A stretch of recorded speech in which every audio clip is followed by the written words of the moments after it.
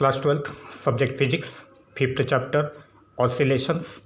From the chapter, let us see what are the damped oscillations. What are the damped oscillations? So if the amplitude of oscillations of any oscillator is reduced by the application of an external force, then the oscillator and its motion both are said to be damped.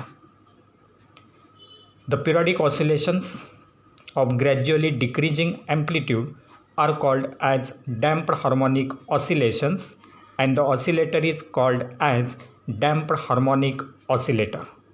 The periodic oscillations or vibrations of gradually decreasing amplitude are called as damped harmonic oscillations, and the oscillator is called as damped harmonic oscillator. For example, if you consider the motion of this simple pendulum, which takes place between two extreme positions, in which the air will exert a viscous force on the pendulum and there may be some friction at the rigid support, and that's why there will be decrease in the amplitude of the simple pendulum due to the viscous force exerted by the air as well as due to the force of friction at the support, and hence the motion of the simple pendulum will be damped oscillations, and that pendulum will be called as the damped harmonic oscillator. Now in this case, in order to explain this concept of damped oscillations, let us consider a block of mass m. So this is the block of mass m which oscillates vertically. It will oscillate vertically along with the spring.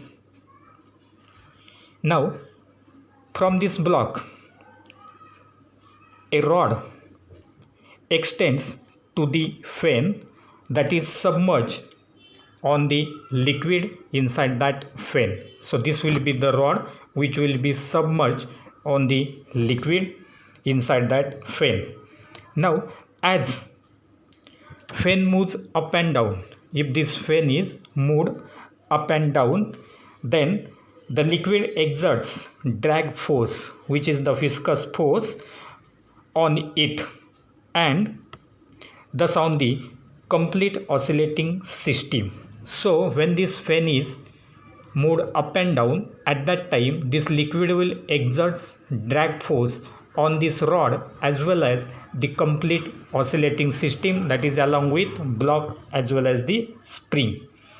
Then the mechanical energy of the block and spring system decreases with time as this energy is converted into thermal energy of the liquid and the fan. So the mechanical energy of this block will get decreased because some part of that mechanical energy will get converted into the thermal energy of the fan as well as liquid, and therefore in this case the damping force Fd depends on the nature of the surrounding medium. It depends upon the nature of the surrounding medium, and this damping force Fd is directly proportional to the speed phi of the fan and the block.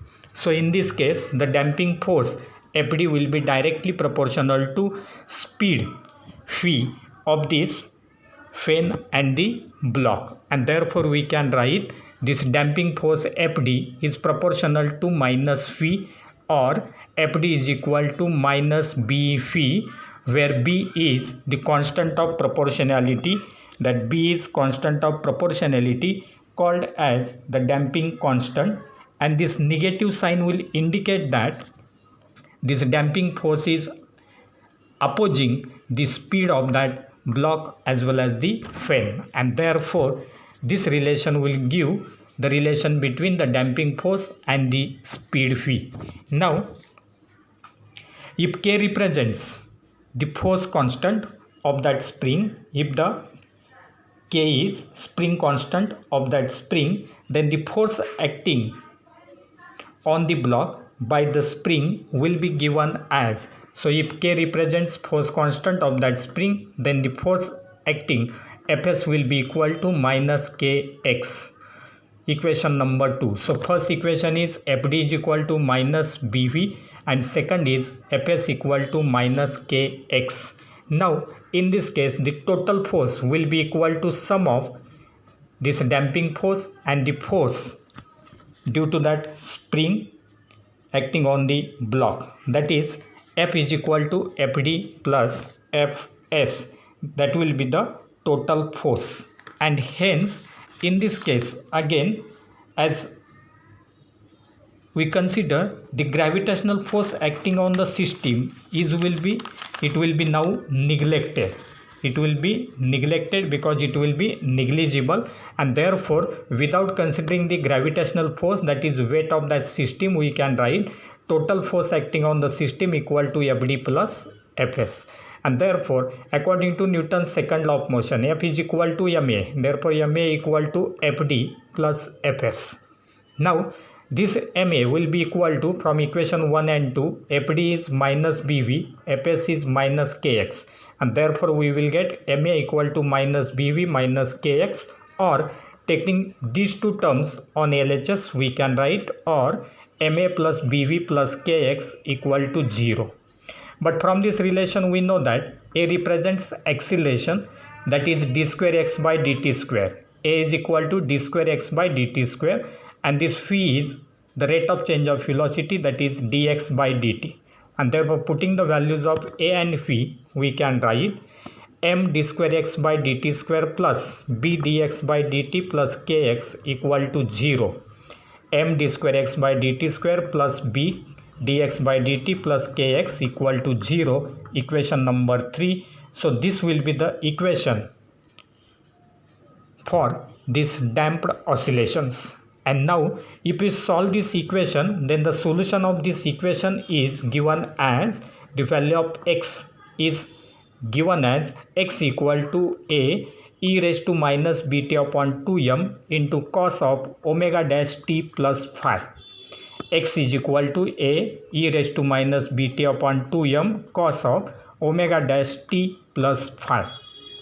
In this case, the angular frequency omega dash will be given as square root of k by m minus b by 2m square. Omega dash equal to square root of k by m minus into bracket b by 2m whole square, and the period of oscillation of that damped oscillator will be given as t equal to 2 pi by omega dash. T is equal to 2 pi by omega dash, that will be equal to 2 pi upon this omega dash will be kept here, root of k by m minus b by 2m square. So this equation will represent period of oscillation of that damped oscillator, and this will be the angular frequency of the damped oscillator. So if we consider this example, and now if we plot the graph of displacement against time for these damped oscillations, so the graph of displacement against time for the damped oscillator will be as shown. So if you consider this graph of displacement, so displacement will be taken along y-axis, time will be taken along x-axis. The nature of the graph will be as shown in the figure. So in this figure, this will be the mean position, this will be positive extremity, this will be negative extremity, that will be the amplitude of this damped oscillator, and therefore here it is plus a will represent positive amplitude, minus a will represent negative amplitude, that is maximum displacement. So at t is equal to 0, amplitude is maximum. Now as time passes, as time increases, the amplitude of oscillation goes on decreasing. So like this there will be decrease in the peak values of the displacement, so that we can say that in case of damped oscillations, as time increases there will be decrease in the displacement, that is amplitude of that damped oscillations. And so from this graph it is observed that we can say that amplitude decreases with time exponentially. So as the value of x is given as x is equal to a into e raised to minus bt upon 2m cos of omega dash t plus phi. Therefore in this case we can say that here it is exponential e is taken, and as here it is cos omega dash t plus phi, from this equation this factor will represent amplitude of the damped oscillations. This will represent amplitude, and as it is cos omega t plus phi, therefore we can say that this motion will be SHM again, as it is expressed in terms of cos omega dash t plus phi. And therefore in this case from this graph it is clear that the amplitude will decrease with time exponentially. Then the term cos of omega dash t plus phi will represent the motion is SHM, and therefore the damping increases the period and decreases the amplitude. If you consider damping, then that damping will increase the period and it will decrease the amplitude. So this will be regarding damped oscillations. And now let us see the next point, that is different types of oscillations or vibrations, and these are free oscillations, force oscillations and resonance. Now what are these free oscillations, force oscillations and resonance? Let us see. First of all we will see the free oscillations. If an object is allowed to oscillate or vibrate on its own with its natural frequency, then the oscillations are said to be free oscillations. If an object is allowed to oscillate or vibrate on its own with its natural frequency, then the oscillations are said to be free oscillations.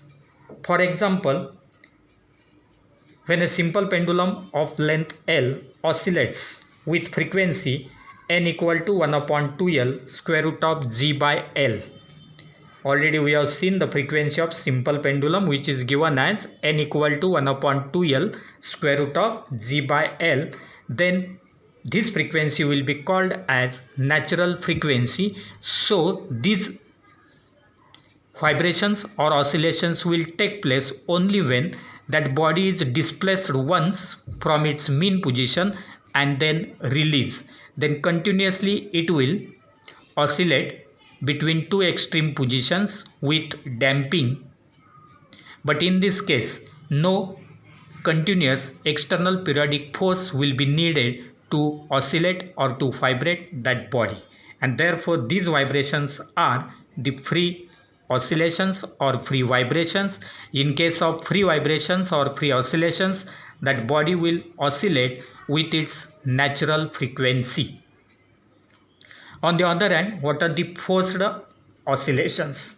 If an object is allowed to oscillate or vibrate by applying external periodic force, so in this case continuously that force will be acting on it. So if an object is allowed to oscillate or vibrate by applying external periodic force with a frequency other than its natural frequency,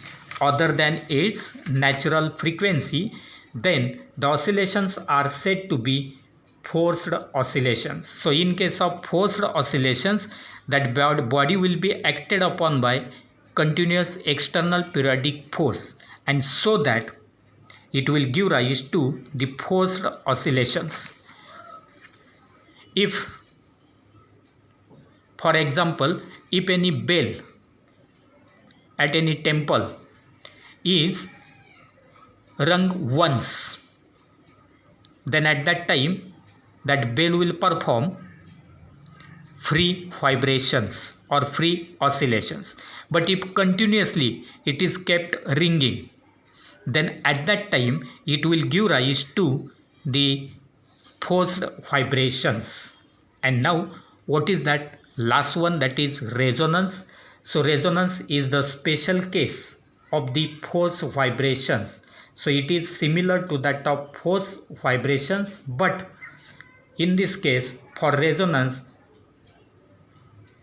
that body will now vibrate a frequency equal to its natural frequency, and in this case both force frequency and natural frequency of that body will be equal. And therefore, if an object is allowed to oscillate or vibrate by applying external periodic force so that the object vibrates with maximum amplitude and the force frequency matches with the natural frequency of that body, then the oscillations are said to be resonance. If an object is allowed to oscillate or vibrate by applying external periodic force so that the object vibrates with maximum amplitude, and in this case the force frequency will be equal to the natural frequency of the body, then the oscillations are said to be resonance. Now for the resonance, the nature of the graph of amplitude against force frequency is as shown. So in this diagram, amplitude is plotted along y-axis, force frequency is plotted along x-axis. At that time it is observed that for smaller force frequency the amplitude will be small. As frequency increases, amplitude will go on increasing. At a particular frequency f equal to fr, that is resonant frequency, when frequency of oscillation of that body is equal to resonant frequency f is equal to fr, the amplitude will be maximum.